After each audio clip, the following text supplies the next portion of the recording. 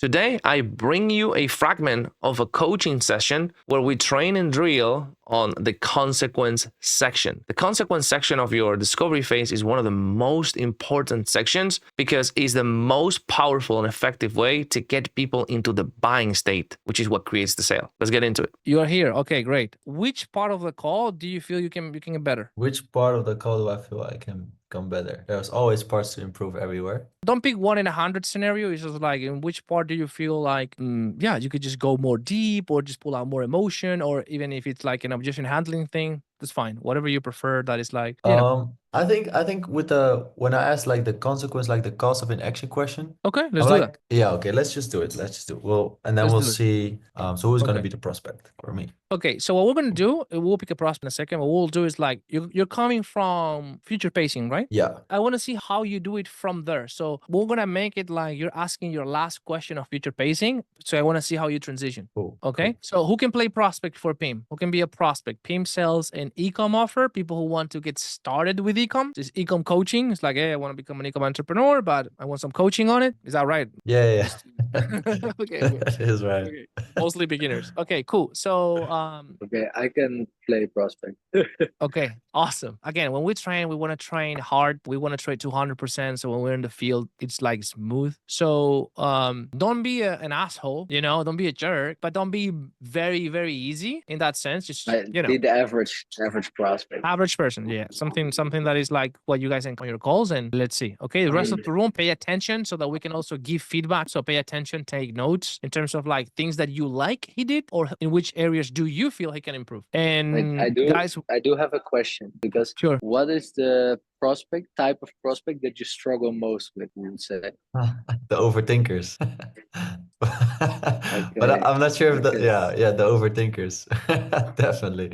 Let's do something, because I want to see how deep it's been able to go, just like a standard prospect. So just play something that is not super easy, but it's not super difficult, so he can do his thing. So because I want to assess what is his level of assessment on what is enough. I want to see when he stops by himself. Let's try this time. So whenever you guys are ready, take it away. Just ask Yeah, your last cool. future pacing question. Exactly. Yeah, the last future pacing question. So, okay, start role play. Let's just imagine for a moment, right, that you are able to hit that 20K profit a month, like we just discussed, like 20K profit a month. Like, let's say 1 year from now, you have put in all the work, you reach that point, you see the money coming in on your bank account each month, and you are able to help your family that way you wanted to, and you are able to literally live the life you want to, like live as an entrepreneur instead of that 9 to 5 you've been having the past 5 years. Could you imagine like what kind of impact would that actually have on you?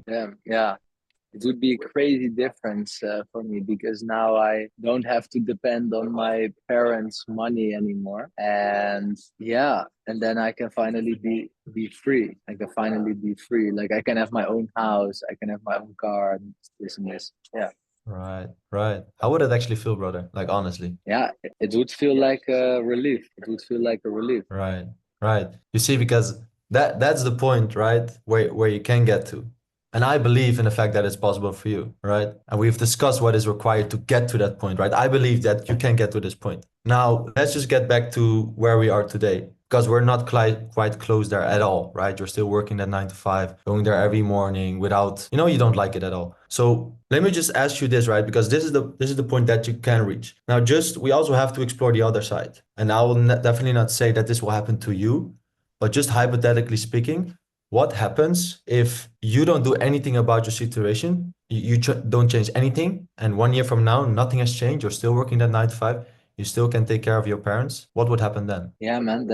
Then I would still. Yeah, that would be horrible, man. That would not be a good place to be in, because I don't. Horrible. I really don't like the job. I don't know if I can even. Wait. When you say horrible, what do you mean about like what is horrible like? Yeah, man. Like really. Because the people there, I can't take it any longer working there with the people there. Really, it's really draining my energy every day when I go there. Okay, man. And if you think about it, what will be the worst part about it? Like the worst part about you not moving forward? If I don't move forward, then yeah, the worst part is not only that I'm drained, but also that I'm probably still not able to get out of the house and be like 100% independent. And are you willing to settle for that? No, man, I don't want to settle for that. Sorry, now I'm laughing, but I shouldn't laugh here. But okay, no worries. And why is now the time for you to go after that? Like, why not delay like most people would do? Like 90% of the people, like we discussed in this call, like 90% of the people, they would delay it. Why would you not delay it for another 3 months? Why is now the time?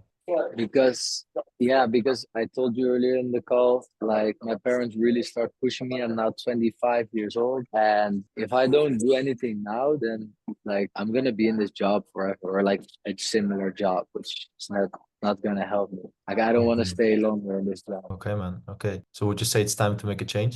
Yes, it's time to make a change. Yeah.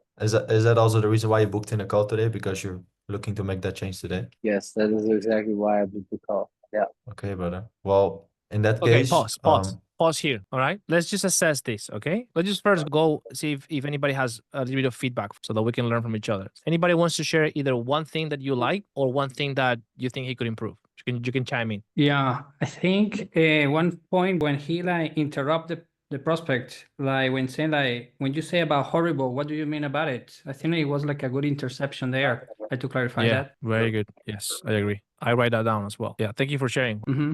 Anybody else wants to share anything? Okay. How would you rate your performance? Scale of 1 to 10. 10 is like I'm the best Yeah, closer I can be, and 1 is like it was like horrible. it was a 7 for me, I think. Yeah, that's a safe option, right? No. It's okay. It's okay. So No, a but I couple of mean, more like when I'm really like in that emotional zone, you're like, man, what happens? Okay. And now, like Daniel was giving me actually really good answers. Well, the thing I struggle with, of course. not Yeah. it's just more of a what sometimes when I ask like that cost of inaction question, I get like a good answer, but then I'm like, okay, how do I even go even like further? Exactly. That's the thing. Yeah. So this is the moment that I wanted to cover. Is like this is what I like to call the moment where we're converting the energy, we're converting the emotion into commitment. So we're just pulling all these emotions, we're just going these layers deep in pain and in pleasure, and now in consequence. Now we need to convert all of that in emotion, but it's not going to work. Like your question of is it time to make a change now? Though they're not going to give you a solid yes if we don't convert it properly. It's just not that, oh, I just have to ask the question and I just have to do all these things and then they will just say yes. It's like, no, like these are just tools. You know, questions and sequences are just tools. We need to still get after the thing that we need to get to, so that when we ask, have you already decided that you're going to make a change here? You're not going to allow one more day to pass by without you actually doing something about it? Yes. That yes there of certainty is whether we actually push those emotional buttons. Okay. So the way you know you're pushing those emotional buttons is a concept that's called the PNR zone. PNR zone, which is point of no return. We need to, by the end of the discovery, before we ask them is it time for a change, the commitment question is we need to make sure they are mentally at a point of no return. They're at a point in their journey that's like, I cannot go back. Like there's no way I'm gonna go back. It's just forward from here because my life is so shit, it's so bad. There's so many consequences. There's so much pain where I'm living that I've already decided that I'm not going to allow one more day to stay sat down here without doing anything about it. That's what I call the point of no return. You need to get them there. The way you know if they are there or not is by the amount of pain they're sitting in with, the amount of discomfort they're sitting in with. Okay. And the way you know, there's a concept as well that is like, if it helps you seeing it from that perspective, is are you burying them? Like you have to bury them on pain. It's like down there in hell. Why? Because you're building an emotional gap. And if your emotional gap is not big enough, all they will see is the price. Because the price will be, in their eyes, a higher cost compared to the cost of staying where they're at. So we need to build such an enormous gap so that the price looks like this. If we were to quantify the emotions, it's like $20,000 worth of emotional gap, pain, pleasure, and future pain. And then the program is just 5K. Like, what do I do? Because here I'm just paying every single month 20K. Here I just pay 5K once. That's it. And I just get all of these removed. You guys see that? You just need to bury them in that dirt until you go, okay, like very, very impossible that this guy now gives me I'm going to delay this like 1 hour. Now, the question for you is like, okay, how do we do that? It's like, you know what you're doing. Like everybody can tell that you have a sequence, you know what you're doing, you know where you're going. It's less about that. It's more about how deep you should go. So if you feel like this guy's not giving you deep enough questions, you just keep probing. You just keep peeling layers of the onion. So Okay. that's the thing. Like, how do you probe at that moment? Okay. First of all, in order for you to know if you have to probe or not, we need to know whether what they're giving us is valid or not. Okay. So in order for us to know, for example, I just write something down. When you ask an urgency question, you say, well, why now? Like, your urgency question was really good. I really like it, because he was like, why doing something now when most people are just postponing things? Like, why you're not like those people? Because there's a little bit of identity framing there.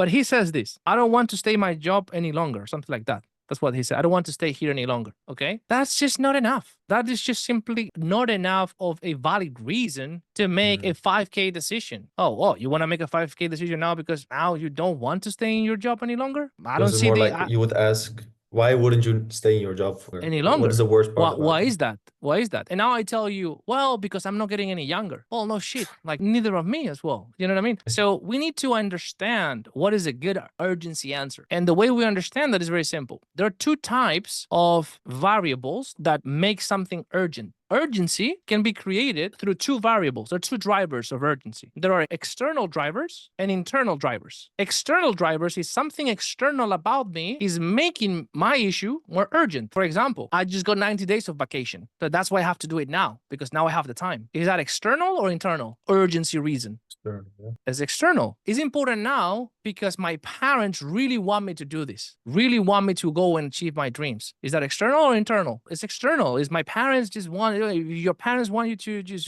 do skydiving, then you know what I mean? It's like, it's external. Are you seeing this? I'm not getting any younger. Anything that just relates to something that is not internal is going to be on that side. That is no bueno. That's no good. We want real urgency. And real urgency is associated to an emotion, is associated to a feeling. So when you ask for an urgency question and they give you a feeling, you know you're hitting the right button. So you would just have to keep probing. So for example, in this case, like, I'm not getting any younger. It was go, okay. And just so I understand, like, what does that mean? Because nobody is just like, getting younger. So that's something that happens to all of us. So what has that to do with, this being important for you now, though? Well, because it has already been 2 years. It's like, exactly. So why not just another 2 years? Because you've already been accepting and supporting this life for 2 years. So what is it specifically about now, puts you in a position where you just don't want to postpone it a single day? Well, honestly, it's because, like, I don't know, I'm just going to make something up, right? Because, like, I just keep saying all of these things at home, and my parent is also an entrepreneur, and he just keeps sort of like,